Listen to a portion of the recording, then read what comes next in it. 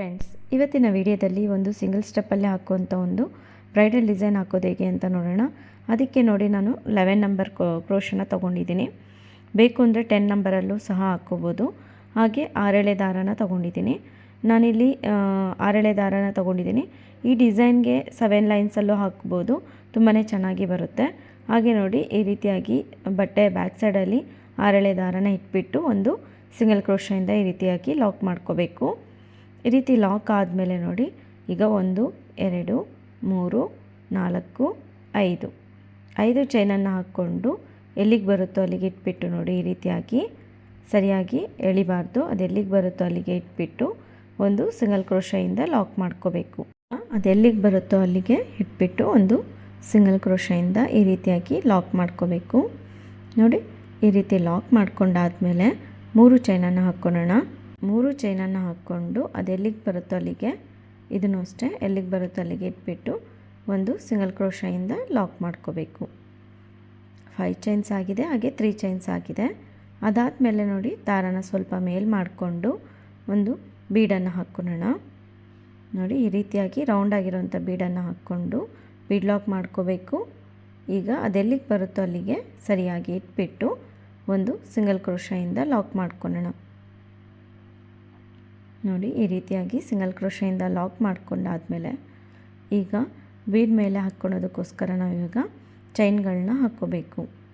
ನಾವು ಸಿಂಗಲ್ ಸ್ಟೆಪ್ಪಲ್ಲೇ ಹಾಕ್ತಾ ಇರೋದ್ರಿಂದ ಸ್ವಲ್ಪ ಬ್ಯಾಕ್ ಸೈಡಿಗೆಲ್ಲ ಟರ್ನ್ ಮಾಡಿಕೊಂಡು ಹಾಕ್ಕೋಬೇಕಾಗುತ್ತೆ. ಹಾಗಾಗಿ ಇಲ್ಲಿ 5 ಚೈನ್ಗಳನ್ನ ಹಾಕ್ಕೊಳ್ಳೋಣ. ಬೀಡ್ ಮೇಲೆ ನಿಮಗೆ 4 ಚೈನ್ಸೇ ಸಾಕು ಅನ್ನೋಂಗಿದ್ರೆ 4 ಚೈನ್ಸನ್ನೇ ಹಾಕ್ಕೋಬೇಕು. ನಾನಿಲ್ಲಿ 5 ಚೈನ್ಸನ್ನು ಹಾಕ್ಕೊಂಡು ಅದು ಎಲ್ಲಿಗೆ ಬರುತ್ತೆ, ಸಿಂಗಲ್ ಕ್ರೋಶ ಏನಿದೆ ಅಲ್ವಾ ಅಲ್ಲಿಗೆ ಲಾಕ್ ಮಾಡ್ಕೊಂಡಾದಮೇಲೆ ಸೀರೆನ ಮತ್ತೆ ಮುಂದಕ್ಕೆ ತಿರುಗಿಸ್ಕೋಬೇಕು. ಈ ರೀತಿ ಬಟ್ಟೆನ ಮುಂದಕ್ಕೆ ತಿರುಗಿಸ್ಕೊಂಡಾದಮೇಲೆ 1 2 ಚೈನನ್ನು ಹಾಕ್ಕೊಂಡು ನೋಡಿ, ಈಗ ಕ್ರೋಶ ಮೇಲೆ ದಾರ ತಗೋಬೇಕು. ಒಂದು ಸರಿ ದಾರ ತಗೊಂಡು ಇಲ್ಲೇನಿದೆ ಅಲ್ವಾ 5 ಚೈನ್ ಗ್ಯಾಪಿಗೆ ಅಲ್ಲಿ ನಾವು ಈ ರೀತಿಯಾಗಿ ಡಬಲ್ ಕ್ರೋಶನ ಮಾಡ್ಕೋಬೇಕು. ಈ ರೀತಿಯಾಗಿ ಡಬಲ್ ಕ್ರೋಶ ಆಗಿದೆ. ಮತ್ತು ಕ್ರೋಶ ಮೇಲೆ ದಾರ ತಗೊಂಡು ಮತ್ತೆ ಅದೇ 5 ಚೈನ್ ಗ್ಯಾಪಿಗೆ ಡಬಲ್ ಕ್ರೋಶಗಳನ್ನ ಮಾಡ್ಕೋಬೇಕು. ಫಸ್ಟ್ 2 ಒಂದು ಮಾಡ್ಕೊಳ್ಳಿ, ಮತ್ತೆ 2 ಒಂದು ಮಾಡ್ಕೊಳ್ಳಿ. ಡಬಲ್ ಕ್ರೋಶ ಆಗಿದೆ. ಮತ್ತೆ ಇನ್ನೊಂದು ಸರಿ ಕ್ರೋಶ ಮೇಲೆ ದಾರ ತಗೊಳೋದು, ಅದೇ 5 ಚೈನ್ ಗ್ಯಾಪಲ್ಲಿ ಹೋಗಿ ದಾರನ ಎಳ್ಕೊಂಡು ಬಂದರೆ ಕ್ರೋಶ ಮೇಲೆ 3 ದಾರ ಇರುತ್ತಲ್ವ, ಫಸ್ಟ್ 2 ಒಂದು ಮಾಡ್ಕೊಳ್ಳಿ, ಮತ್ತೆ 2 ಆಗುತ್ತಲ್ವ, ಆ 2 ಒಂದು ಮಾಡ್ಕೋಬೇಕು. ಅದೇ ರೀತಿ ಡಬಲ್ ಕ್ರೋಶಗಳನ್ನ ಮಾಡ್ಕೋಬೇಕಾಗುತ್ತೆ. ನಾವಿಲ್ಲಿ 10 ಡಬಲ್ ಕ್ರೋಶಗಳನ್ನ ಮಾಡ್ಕೋಬೇಕು. ಸ್ಟಾರ್ಟಿಂಗಲ್ಲಿ ಏನು 2 ಚೈನ್ ಹಾಕ್ಕೊಂಡಿರ್ತೀವಲ್ವ ಅದನ್ನು ಸೇರಿಸ್ಕೊಂಡ್ರೆ ನಮಗೆ 11 ಡಬಲ್ ಕ್ರೋಶಗಳಾಗುತ್ತೆ. ನೋಡಿ, ಈ ರೀತಿಯಾಗಿ 10 ಡಬಲ್ ಕ್ರೋಶಗಳನ್ನ ಮಾಡ್ಕೊತೀನಿ. ತುಂಬ ಫಾಸ್ಟಾಗಿ ಆಗೋಗುತ್ತೆ. ಡಿಸೈನು ತುಂಬ ಚೆನ್ನಾಗಿ ಗ್ರ್ಯಾಂಡಾಗಿ ಬರುತ್ತೆ. ಸಿಂಗಲ್ ಸ್ಟೆಪ್ಪಲ್ಲಿ ಈ ಡಿಸೈನ ನಾವು ಕಂಪ್ಲೀಟ್ ಮಾಡ್ಕೊಂಬಿಡ್ಬೋದು. ಈ ರೀತಿಯಾಗಿ 10 ಡಬಲ್ ಕ್ರೋಶಗಳನ್ನ ಮಾಡ್ಕೊತಾ ಇದ್ದೀನಿ. ಒಂದೇ ಲೆವೆಲಲ್ಲಿ ಬರೋ ರೀತಿಯಲ್ಲಿ ಹಾಕ್ಕೋಬೇಕು ಡಬಲ್ ಕ್ರೋಶಗಳು. ನೋಡಿ, ಈ ರೀತಿಯಾಗಿ ಕ್ರೋಶ ಮೇಲೆ ದಾರ ಒಂದೇ ಸರಿ ದಾರ ತಗೊಂಡು ಫಸ್ಟ್ 2 ಮತ್ತೆ 2 ಒಂದು ಮಾಡ್ಕೋಬೇಕು. ಈ ರೀತಿ 10 ಡಬಲ್ ಕ್ರೋಶ ಆಗಿದೆ ನೋಡಿ. ಇವಾಗ ಮತ್ತೆ ಡೈರೆಕ್ಟಾಗಿ ಅಲ್ಲಿಂದ ಕಂಟಿನ್ಯೂ ಮಾಡ್ಕೊಳ್ಳೋಣ. ಅದೆಲ್ಲಿಗೆ ಬರುತ್ತೋ ಅಲ್ಲಿಗೆ ಇಟ್ಬಿಟ್ಟು ಒಂದು ಸಿಂಗಲ್ ಕ್ರೋಶೆಯಿಂದ ಲಾಕ್ ಮಾಡ್ಕೋಬೇಕು. ತುಂಬ ಎಳೆದ್ಬಿಟ್ಟು ಲಾಕ್ ಮಾಡಿಕೊಂಡ್ರೆ ರಿಂಕಲ್ಸ್ ಬಂದುಬಿಡುತ್ತೆ. ಹಾಗಾಗಿ ಅದೆಲ್ಲಿಗೆ ಬರುತ್ತೋ ಅಲ್ಲಿಗೆ ಸರಿಯಾಗಿ ಇಟ್ಬಿಟ್ಟು ಒಂದು ಸಿಂಗಲ್ ಕ್ರೋಶೆಯಿಂದ ಲಾಕ್ ಮಾಡ್ಕೊಂಡಿದ್ದೀನಿ.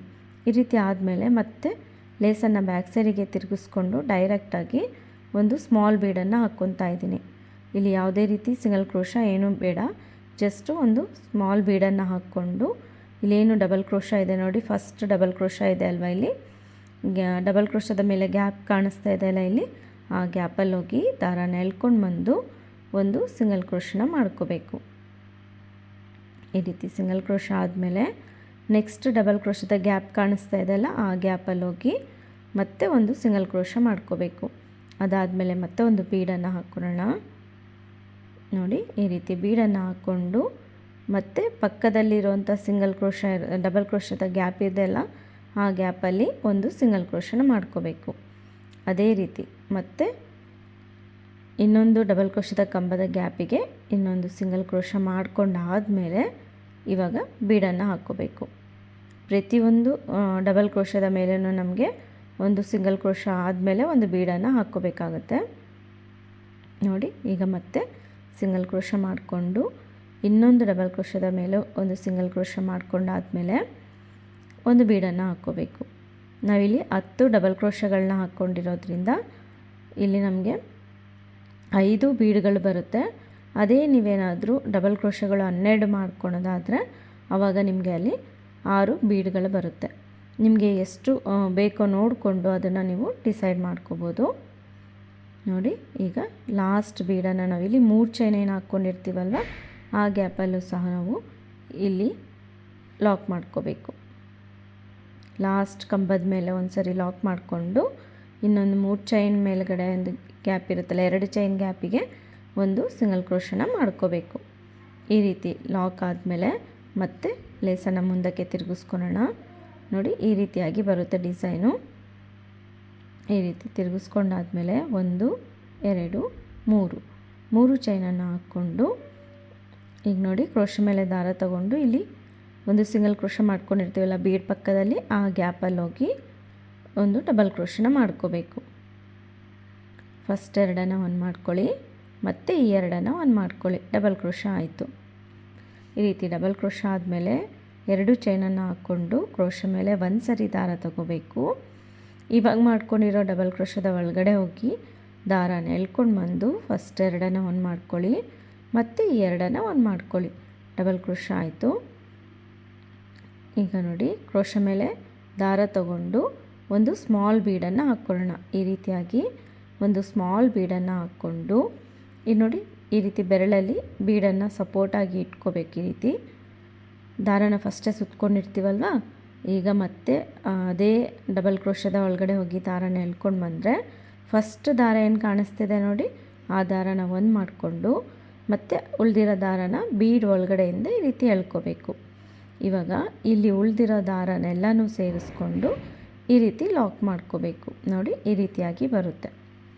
ಮತ್ತೆ ಕ್ರೋಶ ಮೇಲೆ ದಾರ ತಗೊಂಡು ಮತ್ತೆ ಇನ್ನೆರಡು ಡಬಲ್ ಕ್ರೋಶಗಳನ್ನ ಮಾಡ್ಕೋಬೇಕು.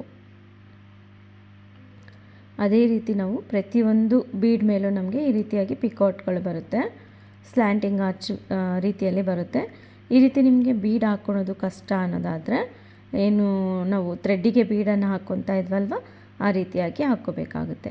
ಈ ರೀತಿ 2 ಡಬಲ್ ಕ್ರೋಶ ಆದಮೇಲೆ ಮತ್ತೆ ಕ್ರೋಶ ಮೇಲೆ ದಾರ ತಗೊಂಡು ನೆಕ್ಸ್ಟ್ ಬೀಡ್ ಪಕ್ಕದಲ್ಲಿ ಸಿಂಗಲ್ ಕ್ರೋಶ ಇರುತ್ತಲ್ವ, ಅಲ್ಲಿ ಒಂದು ಡಬಲ್ ಕ್ರೋಶ ಮಾಡ್ಕೋಬೇಕು. ಅದಾದಮೇಲೆ 2 ಚೈನನ್ನು ಹಾಕ್ಕೊಂಡು ಕ್ರೋಶ ಮೇಲೆ ದಾರ ತಗೊಂಡು ಒಂದು ಡಬಲ್ ಕ್ರೋಶ ಮಾಡ್ಕೋಬೇಕು. ನೋಡಿ, ಒಂದು ಡಬಲ್ ಕ್ರೋಶ ಮಾಡ್ಕೋಬೇಕು. ಈ ರೀತಿ ಒಂದು ಡಬಲ್ ಕ್ರೋಶ ಆದಮೇಲೆ ಕ್ರೋಶ ಮೇಲೆ ಒಂದು ಸರಿ ದಾರ ತಗೊಂಡು ನೋಡಿ, ಈ ರೀತಿ ಒಂದು ಸರಿ ದಾರ ತಗೊಂಡು ಬೀಡನ್ನು ಹಾಕ್ಕೋಬೇಕು. ಈ ರೀತಿ ಬೀಡನ್ನು ಹಾಕ್ಕೊಂಡು ಬೆರಳಲ್ಲಿ ಈ ರೀತಿಯಾಗಿ ಇಟ್ಕೊಂಡು ನೋಡಿ, ಅದೇ ಡಬಲ್ ಕ್ರೋಶದ ಒಳಗಡೆ ಗ್ಯಾಪಿಗೆ ಹೋಗಿ ದಾರನ ಎಳ್ಕೊಂಡು ಬಂದರೆ ಫಸ್ಟ್ ದಾರ ಏನು ಕಾಣಿಸ್ತಾ ಇದೆಯಲ್ಲ, ಆ ದಾರನ ಈ ರೀತಿಯಾಗಿ ಮಾಡ್ಕೊಂಡಾದಮೇಲೆ ಬೀಡ್ ಒಳಗಡೆಯಿಂದ ಇದನ್ನು ಈ ರೀತಿಯಾಗಿ ಎಳ್ಕೊಂಡು ಉಳಿದಿರೋ ಥ್ರೆಡ್ ಏನಿದೆ ಅಲ್ವ ಇಲ್ಲಿ ಈ ರೀತಿಯಾಗಿ ಲಾಕ್ ಮಾಡ್ಕೋಬೇಕು. ಅದಾದಮೇಲೆ ಮತ್ತೆ ಕ್ರೋಶ ಮೇಲೆ ದಾರ ತಗೊಂಡು 2 ಡಬಲ್ ಕ್ರೋಶಗಳನ್ನ ಮಾಡ್ಕೋಬೇಕು. ಈ ರೀತಿ ಅದು ಮಿಡಲ್ಗೆ ಬರುತ್ತೆ ಬೀಡ್. 2ನೇ ಡಬಲ್ ಕ್ರೋಶಕ್ಕೆ ನಾವು ಈ ರೀತಿಯಾಗಿ ಮಾಡ್ಕೊಳೋದ್ರಿಂದ ಮಿಡಲಲ್ಲಿ ಕರೆಕ್ಟಾಗಿ ಕೂರುತ್ತೆ. ಅದಾದಮೇಲೆ ಮತ್ತೆ ಕ್ರೋಶ ಮೇಲೆ ದಾರ ತಗೊಂಡು ನೆಕ್ಸ್ಟ್ ಸಿಂಗಲ್ ಕ್ರೋಶದ ಗ್ಯಾಪ್ ಇರುತ್ತಲ್ವ, ಆ ಗ್ಯಾಪಲ್ಲಿ ಒಂದು ಡಬಲ್ ಕ್ರೋಶ ಮಾಡ್ಕೋಬೇಕು. 2 ಚೈನನ್ನು ಮಾಡಿಕೊಂಡು ಅದೇ ರೀತಿ ಕಂಟಿನ್ಯೂ ಮಾಡ್ಕೋಬೇಕು. ಈ ರೀತಿಯಾಗಿ ಬರುತ್ತೆ. ಅದು ಮೇಲ್ಗಡೆ ಒಂದು ಚಿಕ್ಕದಾಗಿರುವಂಥ ಆರ್ಚ್ಗಳು ಬರುತ್ತೆ. ತುಂಬ ಚೆನ್ನಾಗಿ ಕಾಣಿಸುತ್ತೆ. ಕಂಪ್ಲೀಟ್ ಮಾಡ್ಕೊಂಡು ತೋರಿಸ್ತೀನಿ ನೋಡಿ. ಈ ರೀತಿಯಾಗಿ ಬಂದಿದೆ. ನಾವು ಹಾಕ್ಕೊಂಡಿರೋ 5 ಕೆಳಗಡೆ ಏನು 5 ಬೀಡ್ಸ್ ಇದೆ ಅಲ್ವ, ಮೇಲ್ಗಡೆ ನಮಗೆ 4 ಚಿಕ್ಕ ಆರ್ಚ್ಗಳು ಬರುತ್ತೆ.